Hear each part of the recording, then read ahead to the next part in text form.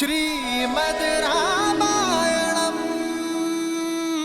श्रीरामचन्द्र कृपालु भजुमन हरण भव भय दारुणम्। तव कंज लोचन कंज मुख कर कंज पद कंजारुणम्। श्रीराम श्रीराम राम राम श्रीराम। राम,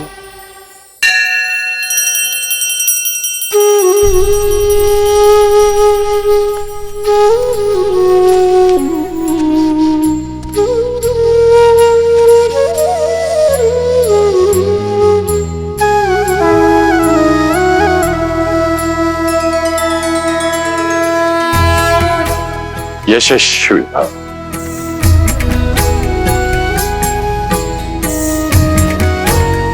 लक्ष्मण,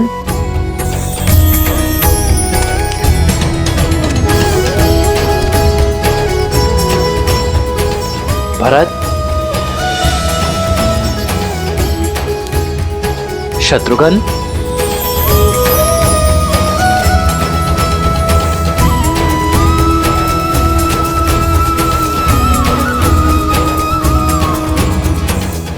यशस्वी भव। मेरे प्रिय शिष्य, आज मेरा कर्तव्य पूरा हुआ। तुम सबकी शिक्षा संपूर्ण होती है, किंतु सदा स्मरण रखना, जीवन से सीखने की प्रक्रिया का कभी अंत नहीं होता। जी आचार्य।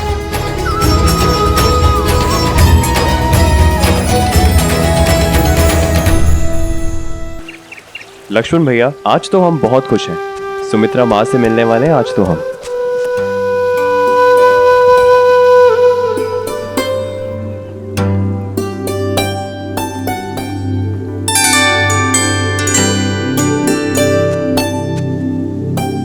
लक्ष्मण, घर जाने के प्रबंध हो गए? जी गुरुदेव। भरत,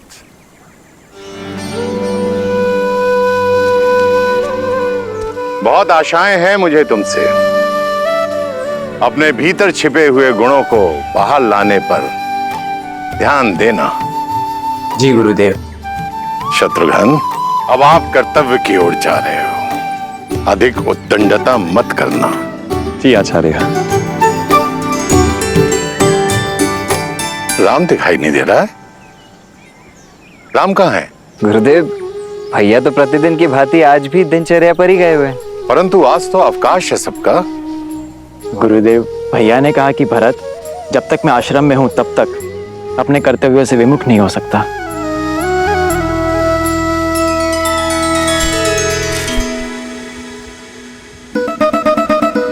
अब खा भी लो नंदिनी।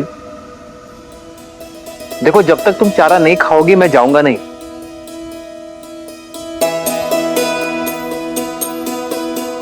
नंदिनी, इस आश्रम में मेरी माताएं नहीं थी। तुमने मुझे स्नेह दिया, और मैं भी तुमसे उतना ही प्रेम करता हूं।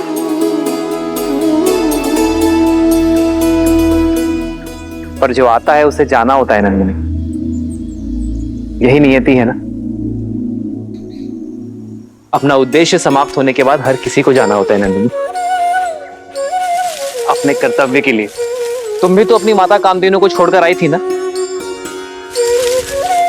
मेरा आश्रम काल समाप्त हुआ, जाना होगा मुझे नंदिनी, उसमें रूठना क्या।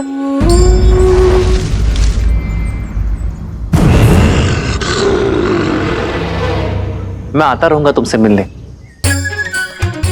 देखो, अब मौन होकर चारा खा लो, और कल से कोई और आएगा तुम्हें खिलाने तो शांति से खाना। देखो नंदनी, अगर तुमने चारा नहीं खाया तो मैं रूठ जाऊंगा, चला जाऊंगा मैं यहां से। नंदिनी, मैं सत्य कह रहा हूं, मैं चला जाऊंगा। ठीक है, मैं चला।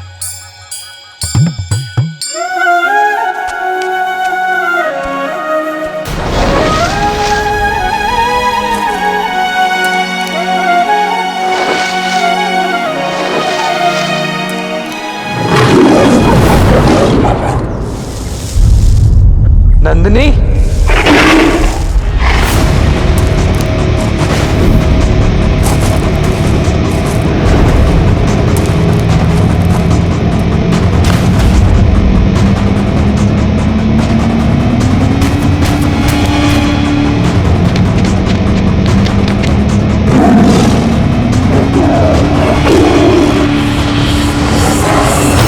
छोड़ दो नंदिनी को।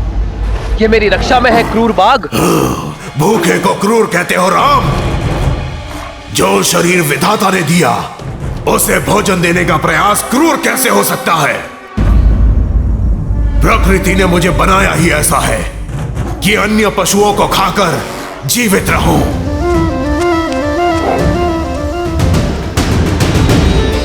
मैं अपने गुरु और मां कामधेनु के प्रति उत्तरदायी हूं। मेरे धर्म के आड़े मत आना, अन्यथा।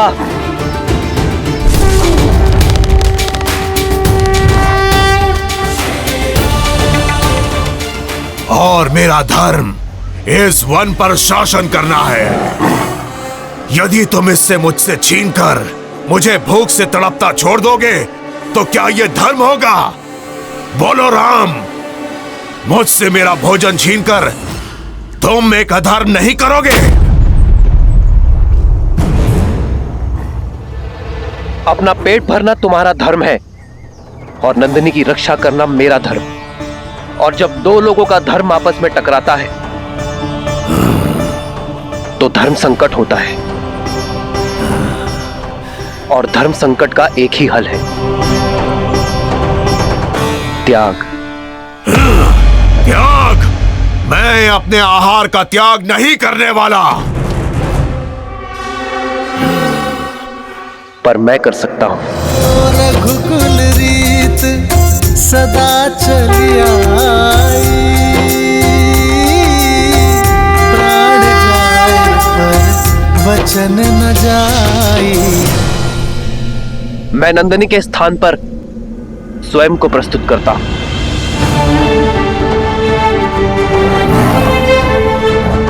नंदिनी को मुक्त कर दो और मुझे अपना आहार बना लो। तुम्हें भोजन मिलेगा और मेरे कुल की प्रतिष्ठा भी बनी रहेगी। एक गाय के लिए अपने प्राणों की आहुति दोगे? मूर्ख मत बनो। चारों ओर देखो, कोई नहीं यहाँ। किसी ने हमारी बात नहीं सुनी। यदि तुमने कहा बाघ ने नंदिनी का आखेट किया तो कोई भी तुम्हें दोष नहीं देगा। दुर्घटनाएं घटती हैं। सत्य कहा, कोई नहीं है यहां, कोई नहीं देख रहा है हमें। यदि सबको सूचना मिलती है कि एक बाघ ने राम को खा लिया तो कोई तुम्हें दोष नहीं देगा। दुर्घटनाएं घटती हैं, कोई नहीं देख रहा है, इसलिए मैं अपने कर्तव्य छोड़ने का पाप नहीं कर सकता, क्योंकि अपने कर्तव्य के लिए त्याग से अधिक शुभ और कुछ नहीं।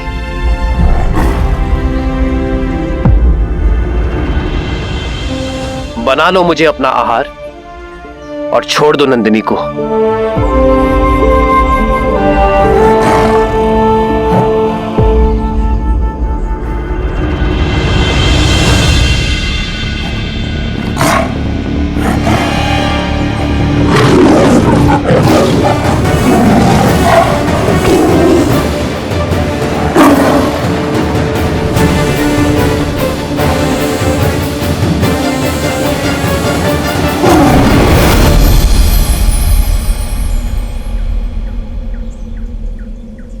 राम, नंदिनी सुरक्षित है और तुम्हारा धर्म भी। तुमसे पहले तुम्हारे पूर्वज महाराज दिलीप के सामने भी ऐसी ही परिस्थिति आई थी। उन्होंने भी वही किया जो आज तुमने किया। ये कामधेनु की ली गई परीक्षा थी, उसमें तुम सफल हुए। परीक्षा? हाँ, परीक्षा है।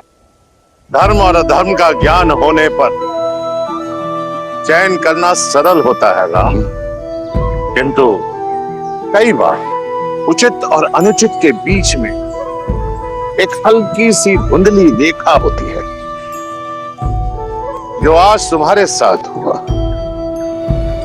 और कई बार व्यक्ति लोभी हो जाता है, अधर्म अपना लेता है, करुणा को त्याग देता है, परंतु तुमने करुणा का साथ नहीं छोड़ा।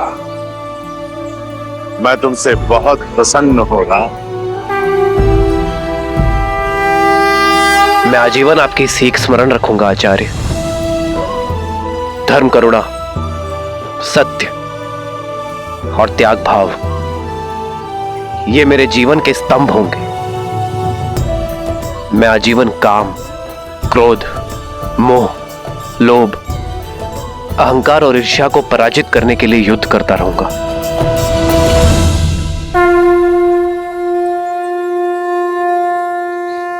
यशस्वी भव राम, यशस्वी भव। मेरे पास जो आया था वो प्रकाश की एक रेखा थी। मुझे गर्व है राम कि मैं धर्म का सूरज अयोध्या भेज रहा हूं। जहां नारायण नर के रूप में भविष्य की यात्रा के लिए सज्ज हो रहे थे, वहीं रावण स्वयं को नर से सुरक्षित करने के लिए यमलोक की ओर बढ़ रहा था।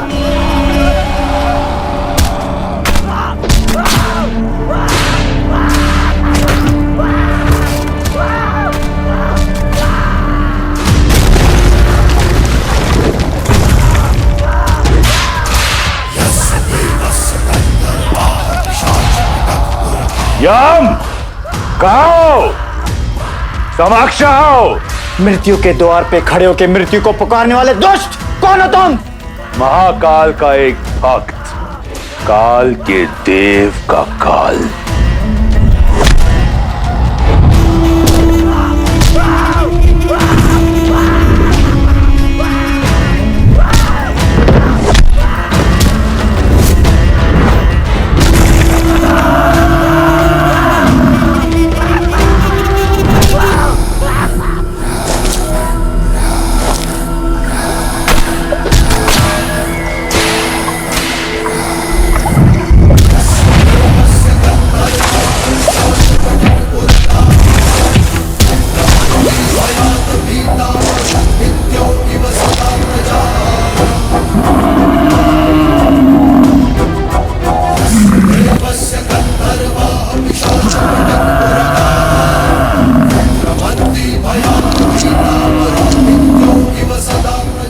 लौट जाओ दशानन। आ गए हम। मुझे लगा था कुबेर की भांति भाग जाओगे। यक्ष और यम में यही अंतर है।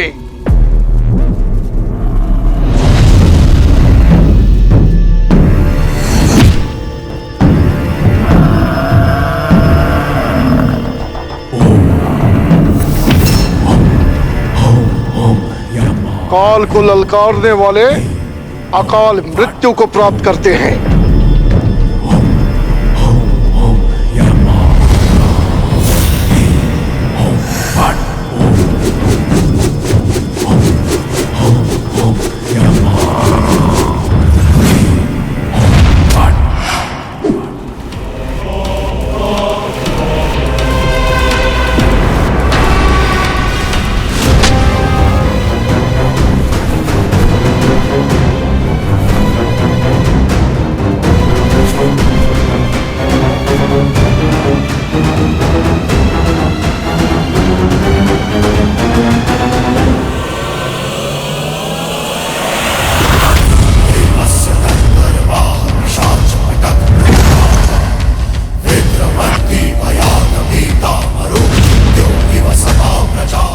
और महाकाल का वो भक्त जिसे स्वयं महादेव का आशीर्वाद प्राप्त हो, उससे काल को भयभीत होना चाहिए।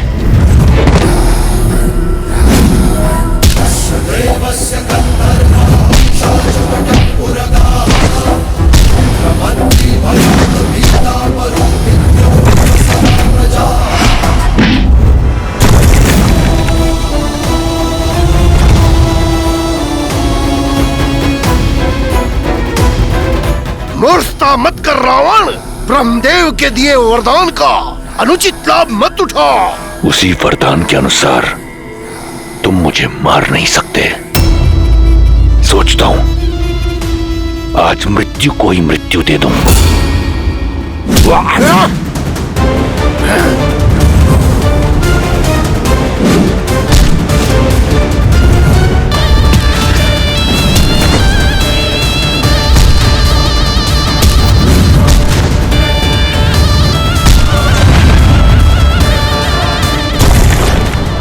यम, सावधान।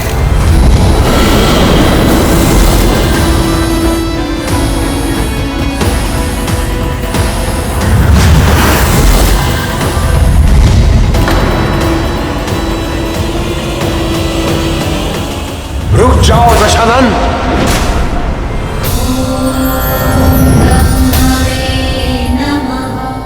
आप धर्मराज है यम, भूल गए इसकी मृत्यु आपके हाथों नहीं है। और रावण तुम मृत्यु को नहीं मार सकते, फिर भी यहां आए, चाहते क्या हो? बस इतना। मैं सबसे अभय हूं, परंतु नर से नहीं। वही अभय लेने आया हूं,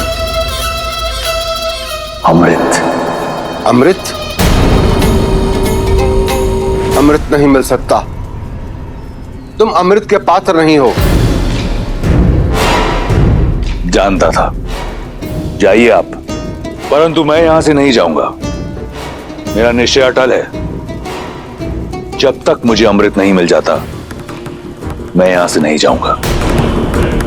तुम्हें अमृत पान कराने का अधिकार मुझे नहीं है रावण। वचन रहा, रावण का वचन। मैं उस अमृत का पान नहीं करूंगा। यदि मैंने ऐसा किया तो आप अपना वरदान निष्फल कर देना। जो अमृत असुर प्रयास से भी ना पा सके, मैं उसे पाना चाहता हूं, अपने पास सुरक्षित रखना चाहता हूं। अब आपके समक्ष केवल दो ही मार्ग हैं। या तो आप इस असुर को वो कलश दे दें, या फिर यहां मैं यम को व्यस्त रखकर सबको अमर कर दूं।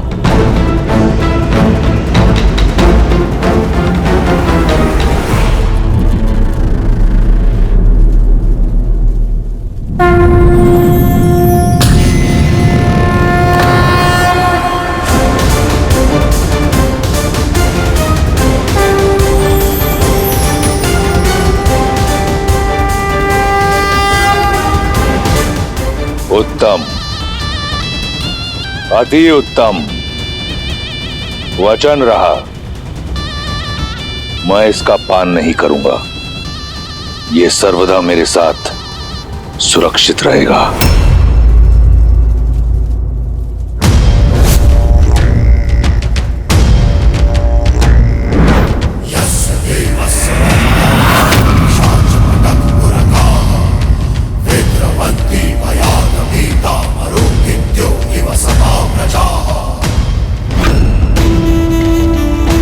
नर का अभय नहीं दिया था ना ब्रह्मदेव?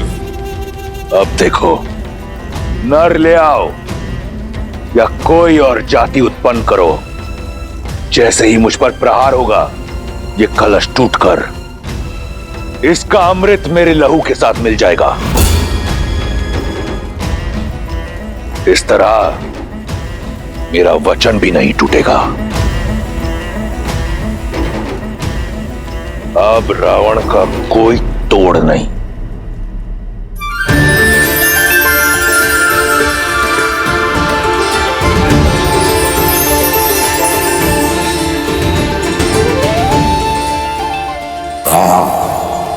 आकाश में झूलता यह हरा रंग इस बात का प्रतीक है कि राजकुमार गुरुकुल से अयोध्या के लिए प्रस्थान कर चुके हैं। श्री रामचंद्र की जय, श्री रामचंद्र की जय, श्री रामचंद्र की जय, श्री रामचंद्र की जय, श्री रामचंद्र।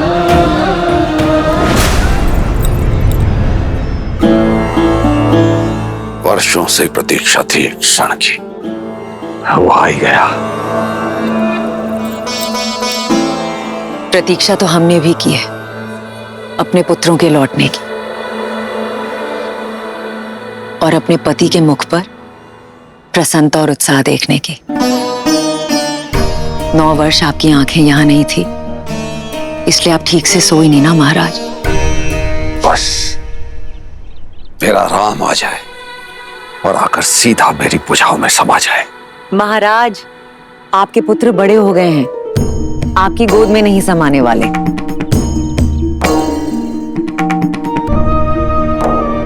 हम तो ये भी नहीं जानते कि हमारे पुत्र दिखते कैसे हैं महाराज। ये निर्दयी समय कितने वेग से दौड़ता है ना।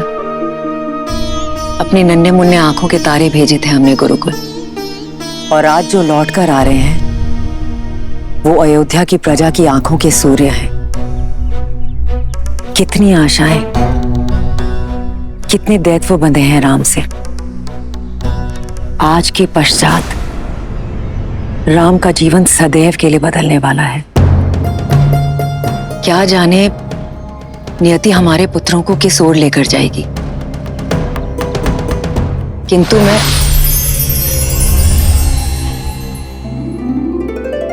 महाराज, इस रंग का क्या अर्थ है? इसका अर्थ है राम सरयू पार करने के लिए नौका में बैठ चुका है और कुछ ही समय बाद अयोध्या के तट पर होगा। महाराज, मैं कौशल्या दीदी और सुमित्रा को बुला कर लाती हूँ।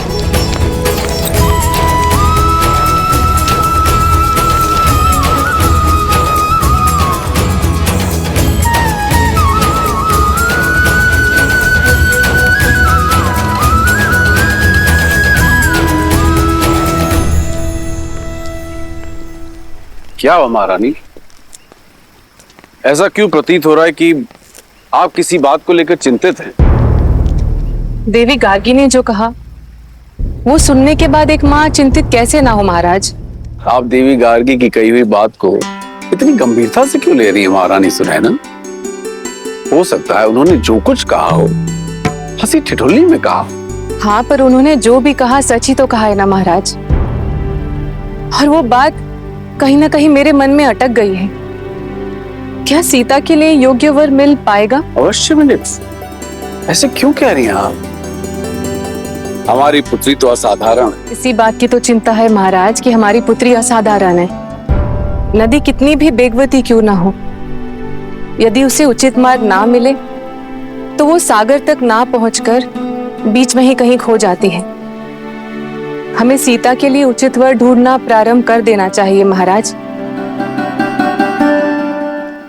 किंतु उससे पूर्व हमारे लिए यह जानना आवश्यक है कि विवाह के लिए हमारी पुत्री सीता सज है या नहीं। तुम्हारे माता पिता को तो अवश्य तुम्हारी विवाह की चिंता हो रही होगी। विवाह योग्य जो हो गई हो तुम। विवाह के विषय में मैंने सोचा नहीं है माता गार्गी, पर यदि कन्या आत्मनिर्भर हो, सबल और योग्य हो, तो क्या उसे सच में विवाह नहीं करना चाहिए? यदि हम संसार के दृष्टिकोण को छोड़ दें तो मेरे विचार से अगर एक व्यक्ति को ज्ञान प्राप्त करना है, स्वयं का विकास करना है और संसार के निर्माण में श्रेष्ठ कदम उठाने हैं, तो उसका ब्रह्मचारिणी रहना ही सर्वश्रेष्ठ है। अच्छा माता, तो फिर संसार रचने वाले ब्रह्मा अविवाहित नहीं है? वो देव है, मैं मनुष्यों की बात कर रही हूँ सीता।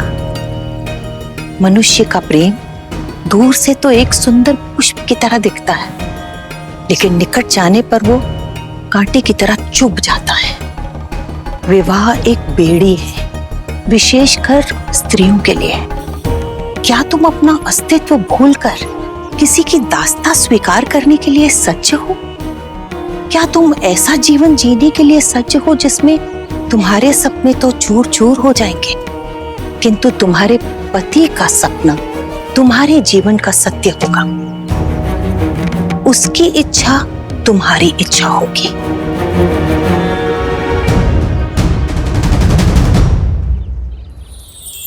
क्षमा चाहती हूँ माता गार्गी, पर जैसे आपने कहा कि दृष्टिकोण की बात है, तो मेरी दृष्टि में विवाह रास्ता नहीं, आस्था है।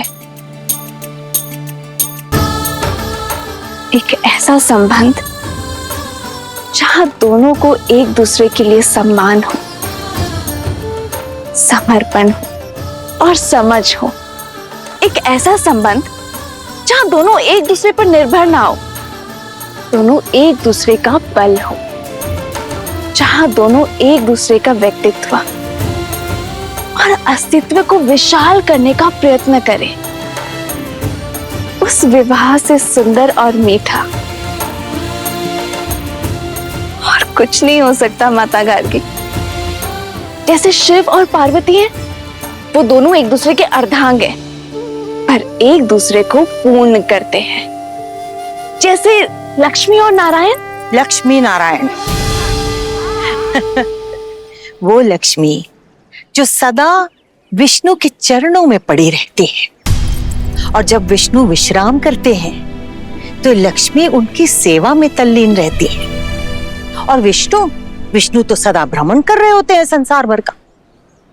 फिर से दृष्टिकोण की बात है। मेरी दृष्टि में ये दोनों की यात्रा है। यदि लक्ष्मी नारायण की सेवक होती तो क्या उनका नाम नारायण से पहले लिया जाता?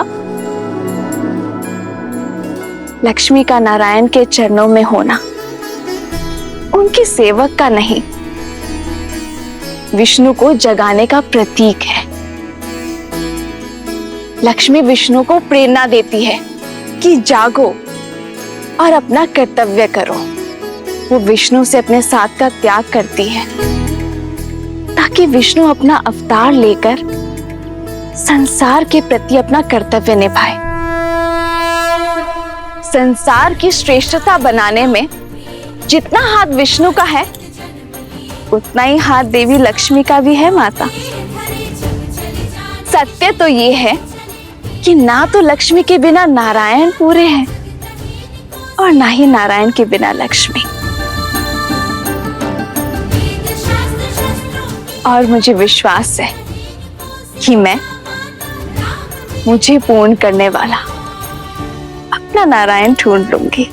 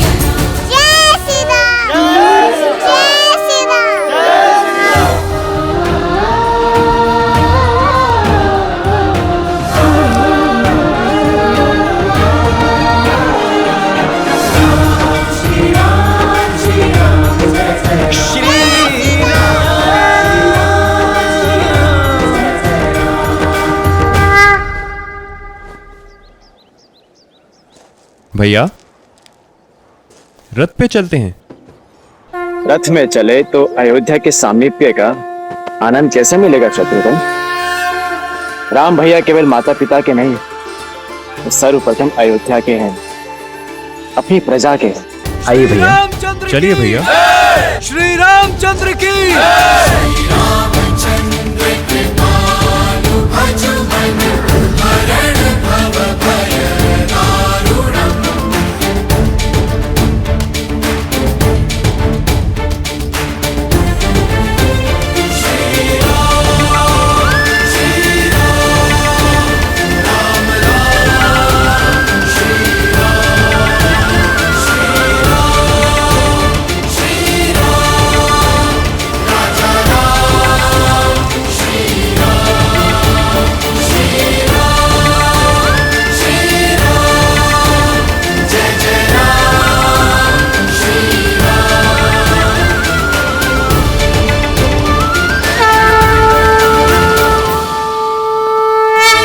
कर तलवान धनुष अति सोझ,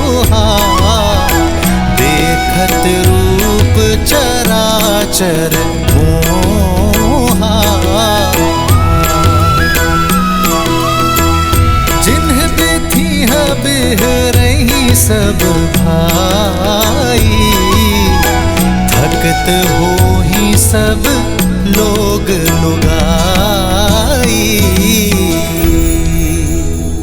कौशलपुर बासी नर नारी, वृद्ध अरु बाल, प्राण हुते प्रिय लागत सब, कहूँ राम कृपाल।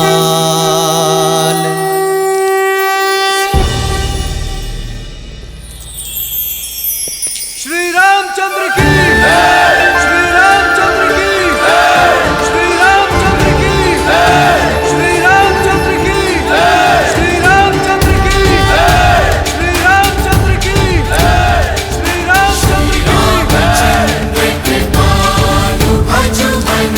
हरण भव भय दारुणम्, श्री रामचंद्र कृपालु भजु मन।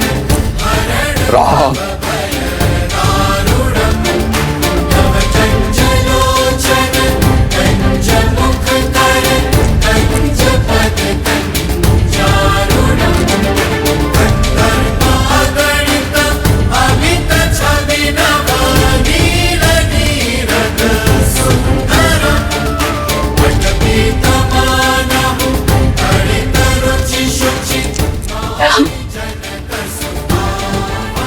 देखिए दीदी, हमारा राम कितना बड़ा हो गया है।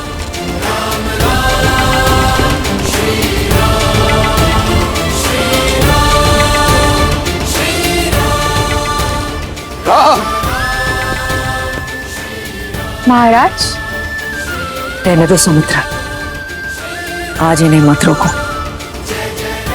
आज एक राजा राजकुमारों से नहीं, एक पिता अपने पुत्रों से मिलने जा रहे हैं।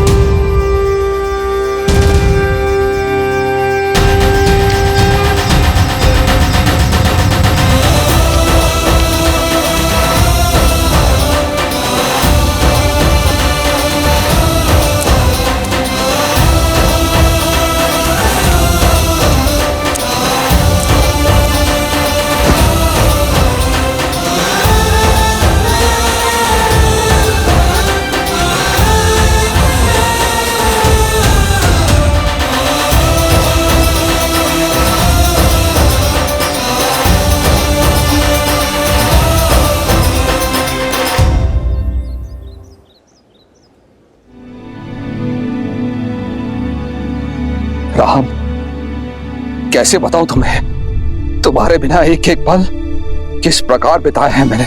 अंततः तुम आ ही गए राम। राम,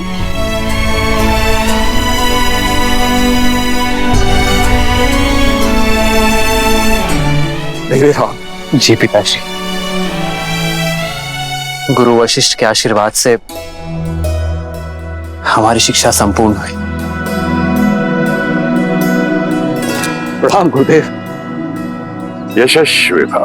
भूल हो गई गुरुदेव, राम के स्वागत को इतना आतुर था कि किसी और पे दृष्टि गई नहीं। इसमें तुम्हारा दोष नहीं है पुत्र। राम के मुखमंडल की आभा ही ऐसी है कि जो भी उसे देखता है सारे संसार को भूलकर उसी में खो जाता है।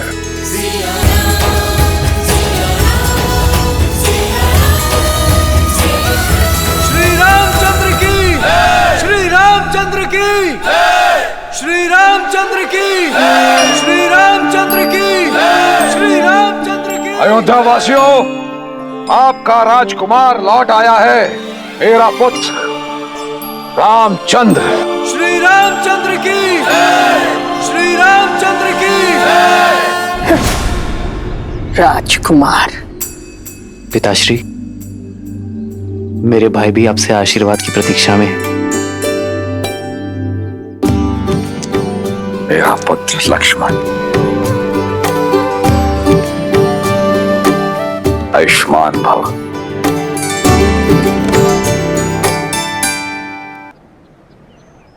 हाँ, मेरा सबसे छोटा पुत्र शत्रुघ्न।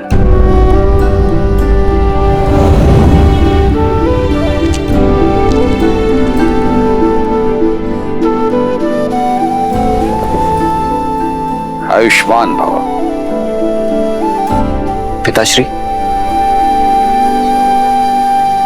भरत। मेरे प्रिय भरत,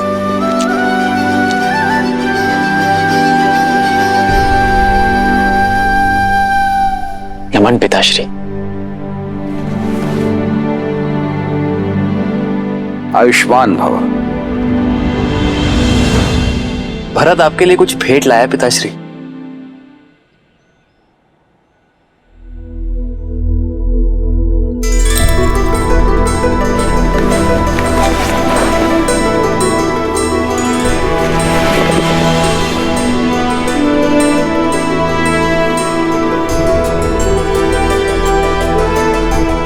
क्या मैं कभी ऐसा भी दिखता था? जब हमने गुरुकुल के लिए प्रस्थान किया था तब अयोध्या से आपकी यही छवि हम सब अपने साथ मन में लेकर चले थे पिताश्री। देखिए भरत ने उसे कैसे जीवंत कर दिया। मेरे पुत्र में इतनी अद्भुत प्रतिभा है, ये तो मुझे ज्ञात ही नहीं था। आशा करता हूं बाण भी उतने ही वेग से चलाते होंगे। जी पिताश्री। आइए राजसभा में चलते हैं। समस्त मंत्रिमंडल और सभासद अपने राजकुमारों की प्रतीक्षा कर रहे हैं। चलिए पिताश्री, अगर आज्ञा हो तो पहले हम माताओं से मिल लें।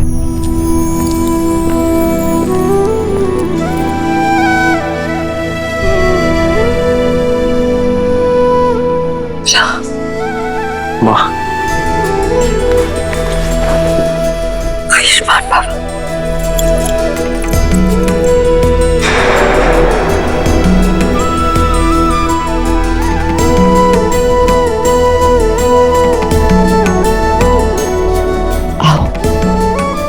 देखिए मेरा राम कितना बड़ा हो गया है।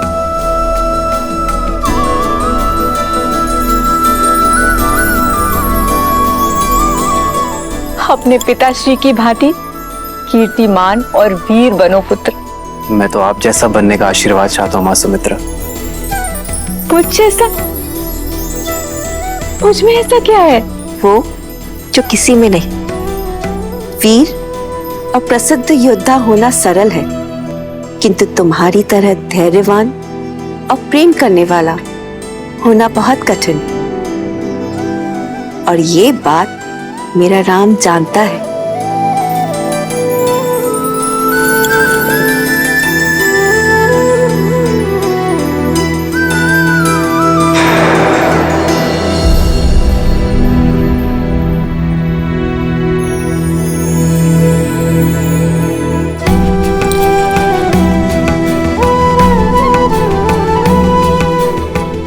माँ।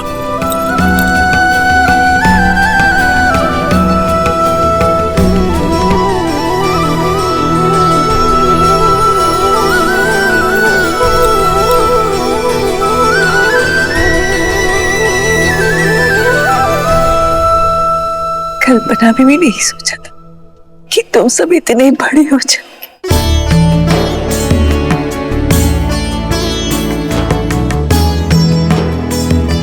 हमने अपने नन्हे नन्हे पुत्र गुरुकुल भेजे थे और देखिए सब इतने बड़े होकर लौटे हैं। सोचा था जैसे नन्हे मुन्ने भेजे थे वैसे ही वापस आएंगे। राम मेरे गले लगेगा और पूछेगा कि मेरा राजभोग कहाँ है। आज भी तो गले लगा ना माँ। वैसे मेरा राजभोग कहाँ है?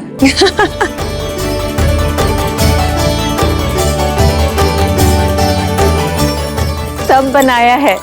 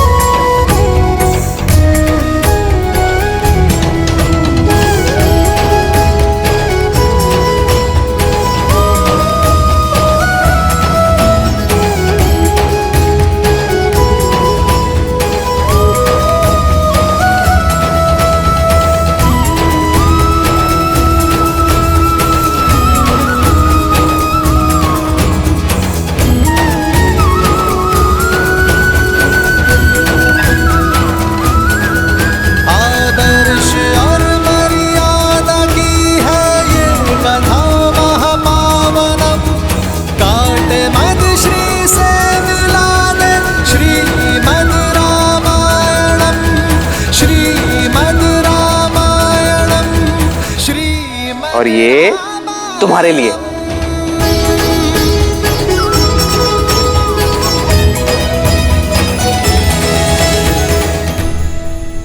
और हमारे राम भैया ने लक्ष्मण भैया को नदी में धक्का दे दिया। अरे तो इसमें इतना हंसने वाली क्या बात है? और हमारे भरत भैया, ये तो सदा राम भैया की सहायता के बिना कुछ करते भी नहीं थे। लेकिन सच में आश्रम में हमें बहुत काम करना पड़ता था, लेकिन आपके हाथ का स्वादिष्ट भोजन खा के सच में आनंद ही आ गया हमें। अच्छा पुत्र, ये बताओ कि आश्रम में तुम सबने क्या सीखा? पिताश्री, राम भैया तो आश्रम में सबके मुख्य थे। धर्म हो, शस्त्र हो या शास्त्र हो, हमारे राम भैया सबसे आगे। और अंतिम दिन गुरुदेव ने बड़ी भीषण परीक्षा ली राम भैया की, और वो भी बिना बताए। अच्छा, क्या परीक्षा ली थी? माया और करुणा में अंतर की। गुरु वशिष्ठ तो बड़े प्रसन्न थे भैया से। और लक्ष्मण, तुमने क्या सीखा? वही माता जो सदा से मुझे सीखना था। भैया राम का सर्वश्रेष्ठ रक्षक बनना और प्रत्येक कार्य में उनकी सहायता करना। और मुझसे नहीं पूछना, मैंने तो पहले ही कहा है, शस्त्र और अस्त्र मुझे भले भांति आते हैं, लेकिन जीवन का आनंद लेना मुझे सबसे अधिक बात है। देखिए माता, देखिए। नटखट पुत्र भरत, तुमने क्या सीखा?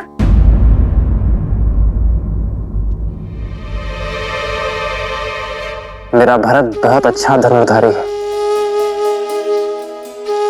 हाँ, पर जब लक्ष्य सिद्ध हो तभी। पर हमारे भरत भैया का अधिक मन कला में है। मेरे भरत भैया कविता बहुत अच्छी लिखते हैं और चित्र तो बहुत ही सुंदर बनाते हैं। ये तो बहुत ही अच्छी बात है कि हमारे सारे राजकुमार युद्ध करना जानते हैं। जो शस्त्र के साथ शास्त्र में प्रवीण हो, कला में ज्ञातक हो, मन से कोमल हो, वो विशेष है।